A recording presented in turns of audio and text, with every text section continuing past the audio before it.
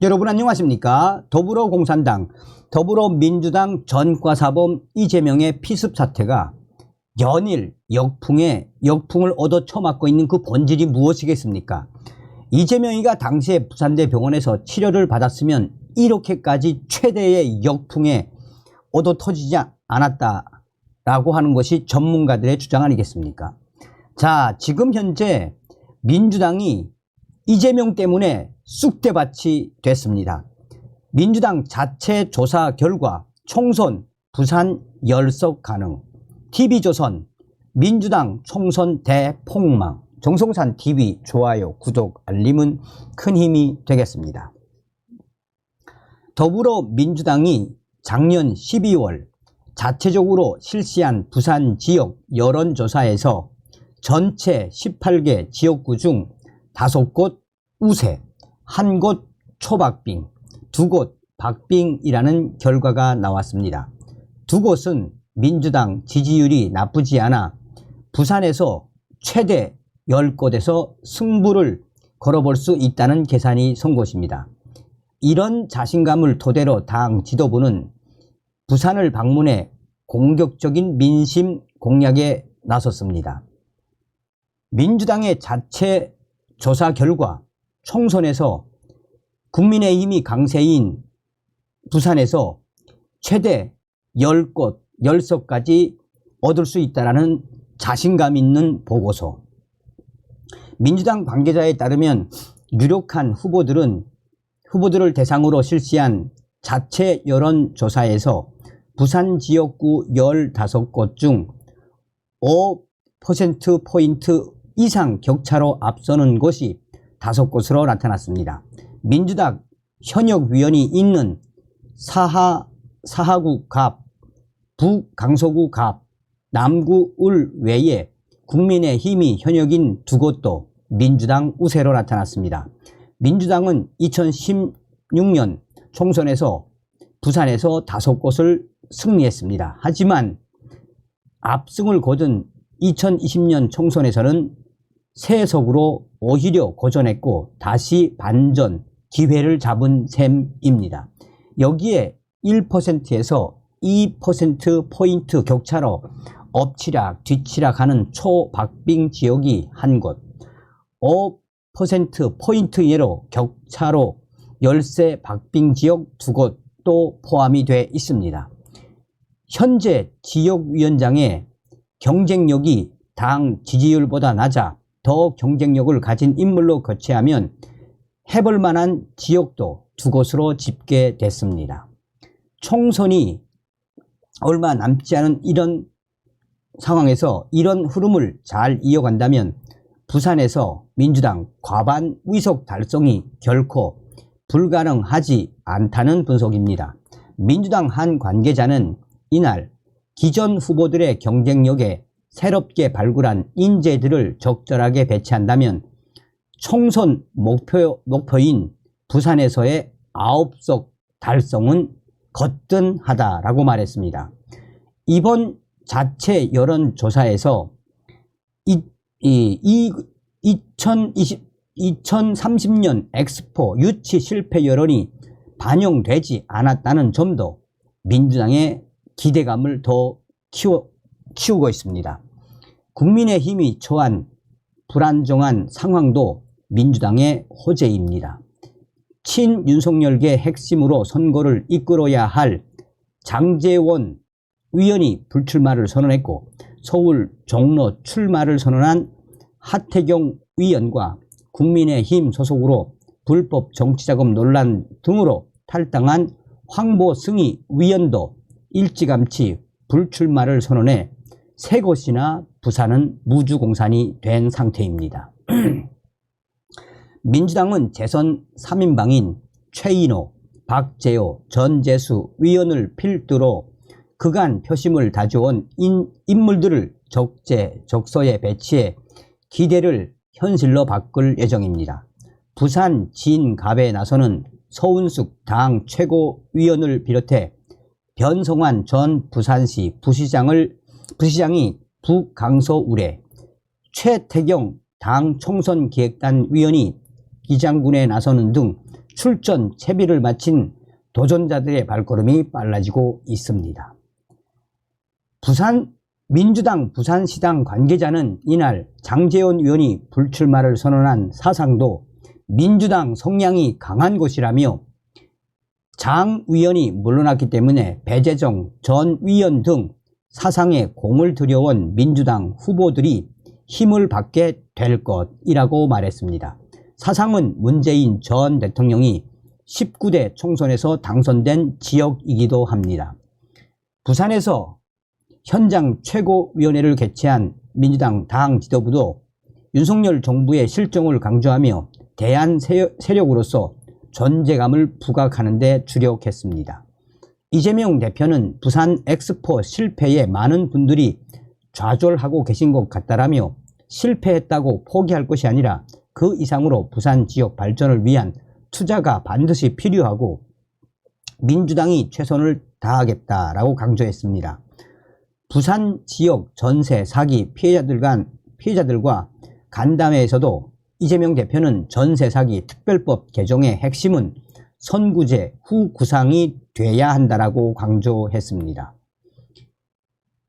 자, 이 기사가 무려 작년도 12월 20일 기사입니다. 12월 20일 기사인데 TV조선 뉴스야 이재명 헬기에 날아간 부산 민심 앵커 뉴스야 시작합니다. 김하림 기자, 첫 번째 물음표는 뭔가요? 기자, 첫 번째 물음표는 헬기에 날아간 부산 민심입니다. 앵커, 이재명 대표가 부산대 병원이 아니라 서울대 병원에서 수술을 받아 논란이 일었는데 이 논란이 부산 민심에 영향을 미친다는 얘기인가요? 기자, 그렇습니다. 사실 부산은 지난 총선에서도 국민의힘이 18개 지역 중 15개 지역에서 승리했을 만큼 여당 텃밭으로 불리는 지역입니다. 하지만 엑스포 불발 이후 실망한 지역 민심이 반영되면서 최근 여론조사를 보면 국민의힘 지지도는 떨어지고 민주당은 오르면서 그 격차가 줄어드는 추세였습니다. 이 때문에 민주당은 부산 민심 잡기에 나서는 상황이었습니다. 앵커, 그래서 이재명 대표도 엑스포 유치 실패 후 부산을 자주 갔지 않습니까? 기자, 그렇습니다.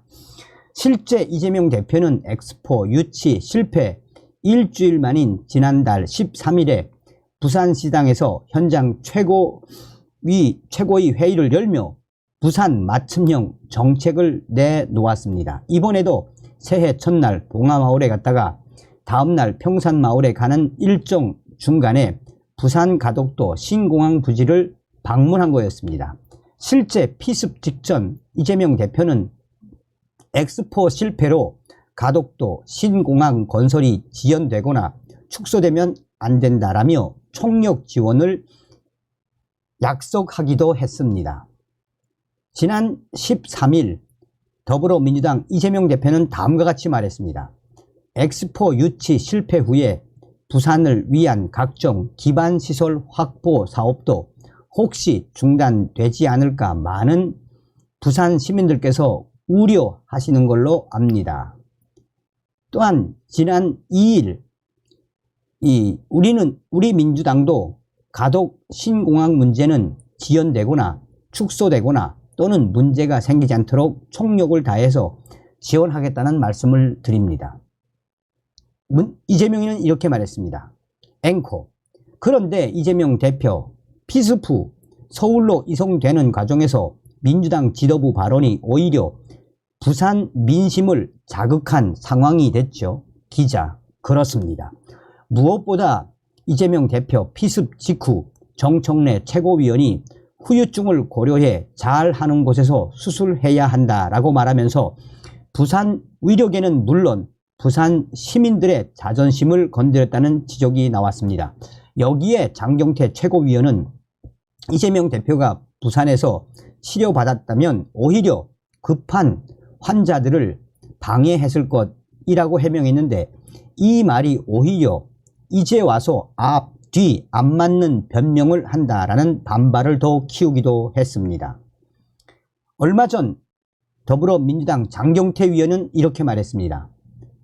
대표가 눌러 앉아서 권역 외상센터에서 막 치료만 받고 이러다 그러면 오히려 정말 더 비상 응급을 받아야 되는 환자들을 또 오히려 방해할 수 있는 것이 되기 때문입니다. 라고 말했습니다. 앵커, 민주당으로서도 당황스럽겠습니다. 기자, 네, 그런 분위기인데요. 실제 민주당 한 위원은 부산 엑스포 유치 실패 이후로 분위기를 우리가 가져오는 상황이었는데 이번 논란의 파장이 걱정이라고 우려하기도 했습니다. 이렇게 부산 민심이 흔들리다 보니 민주당에서는 부랴부랴 정치적 공격이라며 진화에 나섰습니다. 실제 이재명 대표 측근인 김지호 정무조정부실장은 부산대 외상센터에 감사하다고 전했고 부산시 당 위원장을 맡은 서운숙 최고위원도 부산대, 서울대 모두 잘했다라고 강조했습니다. 더불어민주당 서운숙은 얼마 전 부산대 외상센터도 응급진료를 참 잘했습니다. 서울대 외상센터 역시 응급진료를 참 잘했습니다. 앵커, 첫 번째 물음표 정리해 볼까요? 기자, 첫 번째 물음표, 헬기에 날아간 부산 민심의 느낌표는 바람은 분다로 하겠습니다.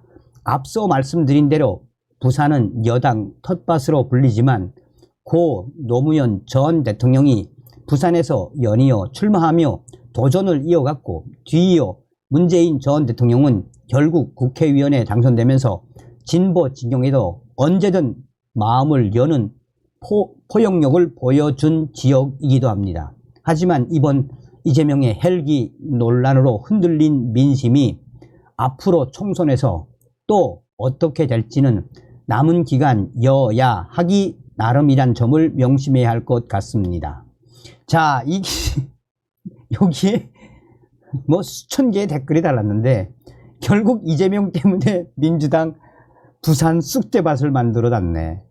그렇게 자체조사 결과에서 10석 이상을 자신하더니 이재명이 민주당 했네. 뭐 온갖 부정적인 15석 10석 이상 가져올 수 있다던 민주당 어떡하냐 너희들. 이재명 때문에 결국은 망했네. 뭐 이런 네티즌들의 반응이 쏟아지고 있습니다. 다음 시간에 뵙겠습니다. 멸공.